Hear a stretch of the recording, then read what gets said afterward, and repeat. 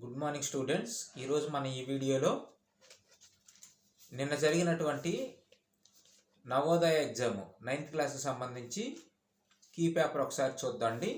ఇప్పుడు మనం ఈ వీడియోలో చూపించే కీ పేపరు ఏ సెట్కి సంబంధించింది అంటే డబ్ల్యూ అనే సెట్కి సంబంధించింది.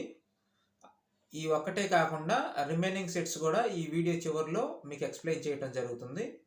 ఎవరైతే నవోదయ ఎగ్జామ్ రాసిన్నారో ఈరోజు వాళ్ళంతా కూడా ఈ వీడియోలో మీ రిజల్ట్ ఒకసారి చెక్ చేసుకోండి.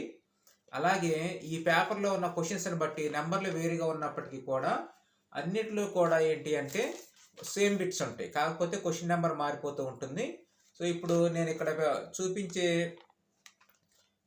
వీడియోలో మీరు ఏం చేస్తారంటే మీ క్వశ్చన్ పేపర్ దగ్గర పెట్టుకొని క్వశ్చన్ నెంబర్ని బట్టి అంటే క్వశ్చన్ చదువుకొని ఆ క్వశ్చన్ మీ పేపర్లో లేదంటే మీకు వచ్చిన సెట్లో నెంబర్ ఎంతో మీరే చెక్ చేసుకొని కరెక్షన్ చేసుకోండి. మీ టోటల్ మార్క్స్ అనేవి మీకు తెలుస్తాయి. ప్రజెంట్ అయితే కనుక ఈ వీడియోలో డబ్ల్యూ అనే సెట్ గురించి కంప్లీట్గా ఎక్స్ప్లెయిన్ చేద్దాండి. ఆ తర్వాత వచ్చేసరికి ఏంటి అంటే ఈ వీడియో చివరన రిమైనింగ్ సెట్స్ కూడా యువిఎక్స్ ఈ సెట్స్ కూడా స్క్రీన్ షాట్లు పెట్టడం జరుగుతుంది. కాబట్టి ఎవరైతే ఈ వీడియో చూస్తున్నారో ఫస్ట్ ఈ వీడియోని ఒకసారి లైక్ చేయండి, అలాగే ఛానల్ని సబ్స్క్రైబ్ చేయండి. ఇప్పుడు మనం వీడియోలోకి వెళ్దాము.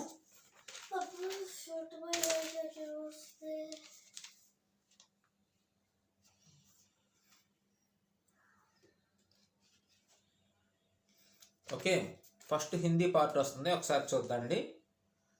ఇక్కడ మీకు నేను వేస్తున్న స్క్రీన్ షాట్లో ఒకసారి గమనించండి. రెడ్డింగ్ తోటి టిక్ కొట్టిన అన్నీ కూడా రైట్ ఆన్సర్స్ గుర్తుంచుకోండి. రెడ్డింగ్ తోటి టిక్ చేసిన అన్నీ కూడా ఏంటి అంటే రైట్ ఆన్సర్స్. బ్లూ ఇంక్ తోటి చేసినవి ఏంటంటే స్టూడెంట్ చేసినవి అవి. ఓకేనా? బ్లూ ఇంక్ కాదు, ఈ కీ వచ్చేసరికి రెడ్డింగ్ తోటి ఏ ఆప్షన్కి అయితే టిక్ పెట్టి ఉంటుందో ఆ ఆప్షన్ రైట్ ఆప్షన్ అన్నమాట. ఓకేనా? ఇంకా మనం వీడియోలోకి వెళ్దామండి. ఎవరైతే ఈ వీడియో చూస్తున్నారో కంపల్సరీగా ఛానల్ సబ్స్క్రైబ్ చేయండి. అలాగే మీ రిజల్ట్ చెక్ చేసుకున్న తర్వాత మీకు ఎన్ని మార్కులు వచ్చినాయో కామెంట్ చేయండి. ఓకే, ఒకసారి చూద్దండి.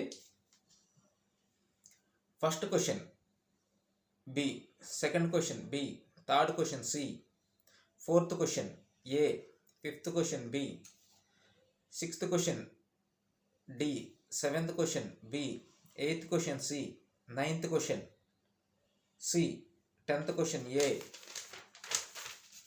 మీరు స్క్రీన్ మీద చూసుకోండి, నేను చదువుతూ ఉంటాను. Okay, 12th question C, 13th question C, 14th question A, 15th question C. ఇది హిందీ సబ్జెక్ట్ అనమాట. ఓకే, హిందీలో 15 బిట్స్ కంప్లీట్ అయిపోయి ఇప్పుడు ఇంగ్లీష్ చూద్దాండి. 16th bit C, 17th bit A,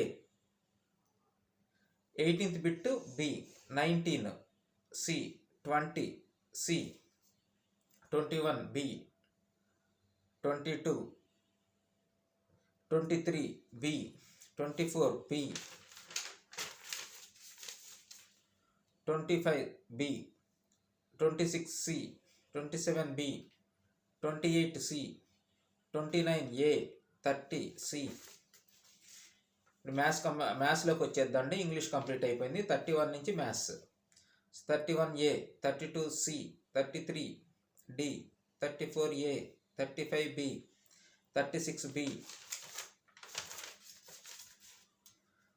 37 A, 38 C, 39 C, 40 C, 41 D, 42 B, 43 B, 44 A, 45 D,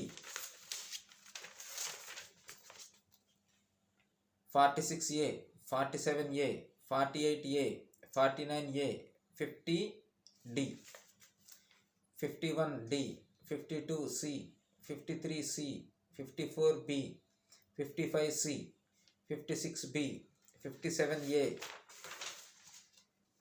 58,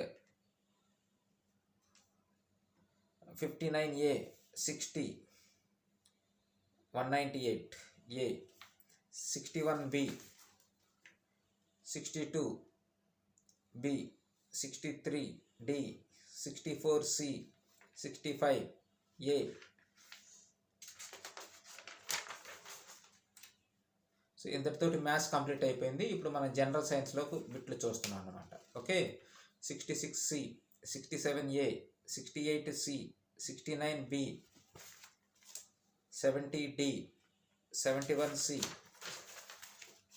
72B, 73C, 74B, 75C, 76 option ఒకసారి మళ్ళీ screen మీద వేస్తాను. 76 ఒకసారి చూడండి. 76, 77A, 78B, 79D, 80A, 81C, 82C, 83A, 84B, 85C, 86D, 87D, 88C,